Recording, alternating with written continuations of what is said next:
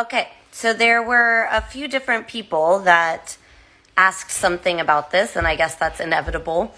So, I said it's a weird camp because it's weird to explain 10 times a day why I showed up in Norway in July, and I've only ever been here one other time in my life for a few weeks.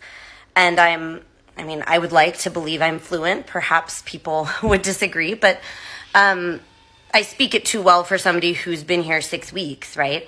And so it's odd to explain in Norway, which is such a small country. It's not a hugely major language. And so it's a bit weird to come to Norway, and it feels like it's just so odd. I feel a bit like Borat or something, this person that's been learning about this tiny culture. For example, when we went to Oslo to deal with some of our immigration paperwork, we would walk by the statues of famous Norwegians, and without even realizing it, I would be like, oh, right, Christian Krogh, as you know, like, he's such a famous romantic Norwegian painter. Oh, yes, Henrik Wergeland, the 1700s politician. And that, we would stop in the street and look at each other, and to us, that was even weirder than the fact that I know Norwegian, that I, grew up with this culture.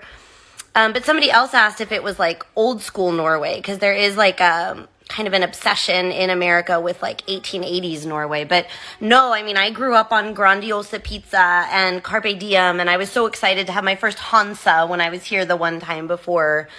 Yet they also teach us about these rather obscure people.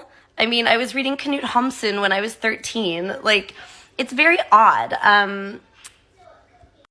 And for example, I found a brunpub here that's kind of the thing I'm into back home is dive bars, and they were playing all these 90-tallet de Lillos, and all the 50-åringer folk in the bar said that I knew more of the words than them, because when I was 14, I would lock myself in my room and play Sissel Kyrkjebø and Danse på bordet ute der skjer opplevelse, and I would just play them over and over until I could say every word without getting tripped up, which kind of proves that I was a weird kid with not a normal social life. I get that.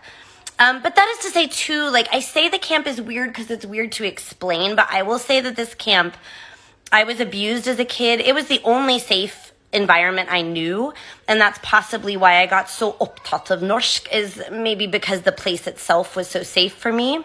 They teach in an immersion setting where you use Norwegian all day, every day, just the way you learn your native language. You pick a Norwegian name while you're there. We eat Norwegian food. We watch Norwegian movies. And it's actually a great